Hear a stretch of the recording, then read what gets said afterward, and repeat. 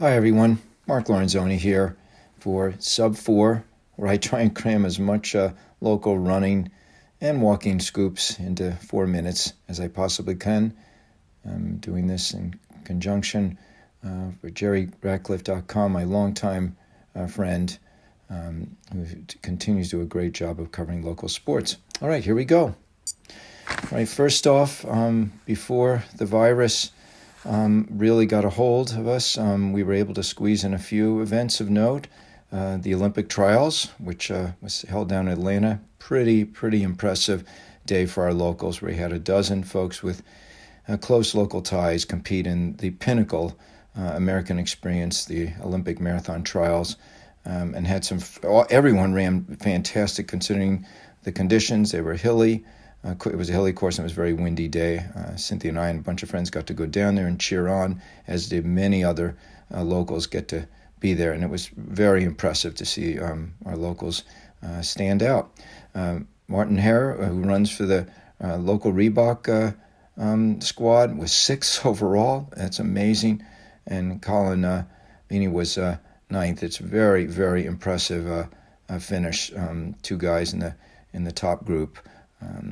And then on the women's side, Rachel Booth in her second Olympic trials had a spectacular performance, and Brittany Tretbar and Ann Mazer also. And back over on the guys' side, Chase Weaveling, former UVA runner, also had an excellent race. For me personally, I've had the really big privilege of coaching Charlie Hurt for a long time, over 10 years, and I'm a little biased, but pretty amazing. He was 5th from last at the mile mark. He went out nice and slow. He knew he wasn't one of the contenders to make the team and just ran a really smart, steady race and slowly moved up. He was in over 200th place at the mile mark and ended up 76 overall. So congrats to the longtime resident Charlie Hurt. Haven 8K was on March 7th. Little did we know it was going to be our last race of the local race of the season. We shattered our record. 650 folks showed up for the 8K run and the 4K walk to benefit our wonderful neighbors at the Haven. It was really exceptional day. Thomas, Adam, and Ann Dunn were our champs as they came across the finish line first, but really impressive showing. Charlottesville Track Club again put on a slam bag job of organizing along with the wonderful guys at F3. Just can't thank those guys enough. As the story goes, it's everywhere. Everyone is having to make sacrifices. So, of course, we've got cancellations of all the events in the spring, pretty much March and April, and looking into May now, including our Big E, the Charlottesville 10 Mile. And we appreciate everyone understanding. And I would encourage folks to look to these organizations that we're going to put the runs on and donate to those causes, because we raise a lot of money every year for these causes. And, of course, that's not going to happen now. So Virginia Institute of Autism, Big Brothers Big Sisters, Hospice of Piedmont, just wonderful organizations. Please give to them. This is the time for everyone to shift gears and to look to form new habits. Things are evolving very quickly. And, of course, no more groups, no more being in crowds, and no more activities that bring you close to people physically. That's a toughie for us folks that love to socialize.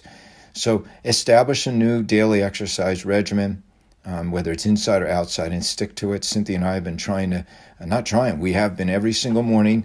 We've got a little more time on our hands. Every single morning we've been going out for a 2-hour walk at different places around town. And it's been great. If you are going to be with a friend or two, keep your distance apart. Everyone, I think, is well aware of this at this point. Stay on top of your sleep. It's crucial that your immune system stays strong. Stay on top of the hydration.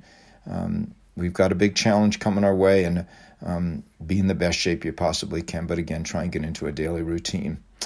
There are so many wonderful places to go to not be in crowds.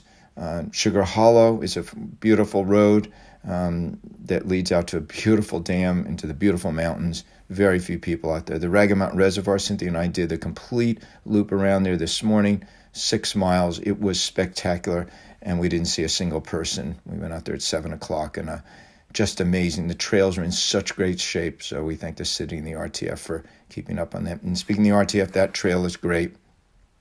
a place to really get away, but in a local setting.